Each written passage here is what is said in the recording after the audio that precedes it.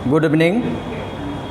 मैं सभी देशवासियों को जो है इस समय नवरात्र का पावन पर्व चल रहा है, इस पर मैं बधाई देता हूँ। समय के साथ साथ यदि आप खुद में परिवर्तन नहीं करेंगे तो आपका भी पतन तय है।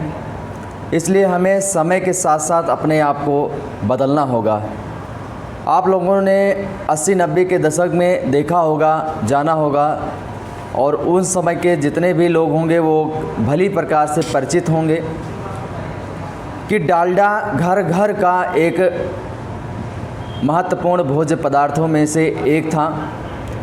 तरल के रूप में इसका प्रयोग होता था और रसोई का ये बादशाह कहा जाता था अपने समय में।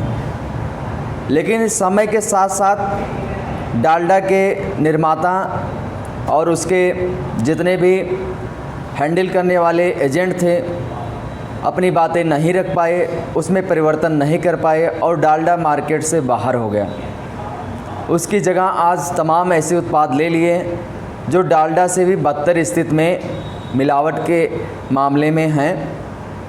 तो इसलिए कहने का मेरा यही है कि डालडा जिस तरीके से 80-90 के दशक में और उसके बाद भी उसका काफ़ी महत्वपूर्ण योगदान रहा रसोई में, खाने में, और इसकी शुरुआत भी काफ़ी पहले से थी। भारत में देसी घी सभी लोग खरीद नहीं सकते थे, इसलिए इसका आयात बहुतायत के रूप में किया जाने लगा था।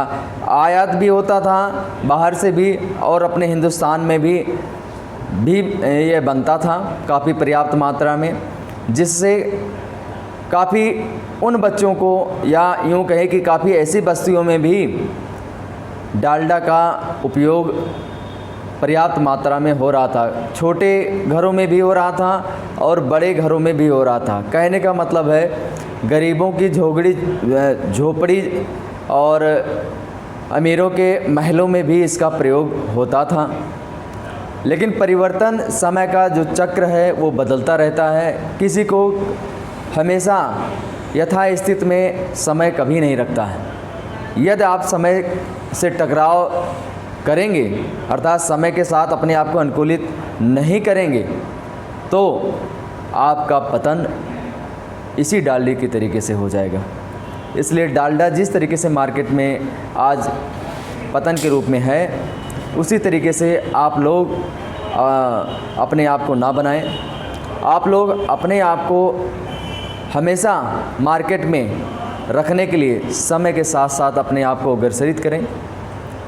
आज मैं ऐसे टॉपिक को आप लोगों के सामने प्रस्तुत किया क्योंकि आप लोगों का यह प्रत्यक्ष देखा हुआ एक खाद्य पदार्थ के रूप में जाना समझा सारी चीज़ें थी। आप लोगों ने देखा होगा शादी ब्याह और विवाह वगैरह में, त्योहारों में ये सब सारी चीज़ें प्रयोग की जाती थी, जिसमें डालडा का बहुत महत्वपूर्ण योगदान रहता था। खजूर छाप हर घर में डालडा हम लोग तो स्पेलिंग याद करते थे और इसके डिब्बे को सभी लोग उपयोग में लाते थे। आज देखिए ऐसे प्रोडक्ट आ रहे हैं जिसका कहीं अगर चेक हो कहीं न कहीं फूड रिसोर्स के माध्यम से, तो ये कहीं न कहीं काफ़ी ज़्यादा मात्रा में इसका ऐसा मिलावट का दौर आज इस समय जो चल रहा है, ये अपने आप में डालडा से भी बदतर स्थिति में है। लेकिन मजबूरी है लोगों की खरीदना, लोग खरीद रहे हैं और खा रहे हैं। और हमें कहीं न कहीं मेरे कहने का तात्पर्य है, इसे टीचर्स है एज फॉर डालडा के तरीके से प्रत्येक मनुष्य को अपने आप को समय के अनुकूल करना होगा। दूसरी बात कि हमें खाद्य पदार्थों में जिस तरीके से मिलावटी का हम लोग ध्यान नहीं देते हैं, उसका भी हम लोगों को ध्यान देना होगा। यदि हम लोग मिलावटी चीज़ें खाते रहेंगे तो हमारा स्वास्थ्य सही नहीं रहेगा। स्वास्थ्य नहीं सही तो देश नहीं सही, समाज नहीं सही, ना घर सही आपका। इसलिए स्वास्थ्य का हमें भरपूर ध्यान देना होगा। आजकल मिलावटी चीज़ों से हम लोगों को बचना होगा। आज का टॉपिक आप लोगों के लिए था और ये समय के साथ परिवर्तन और स्वस्थ भारत की नींव के तौर पर मैंने आप लोगों को यहाँ पर बताया। इन्हीं सब शब्दों के साथ नेक्स्ट टॉपिक में फिर मिलेंगे। तब तक के लिए वंदे मातरम। जय हिंद, जय युवा।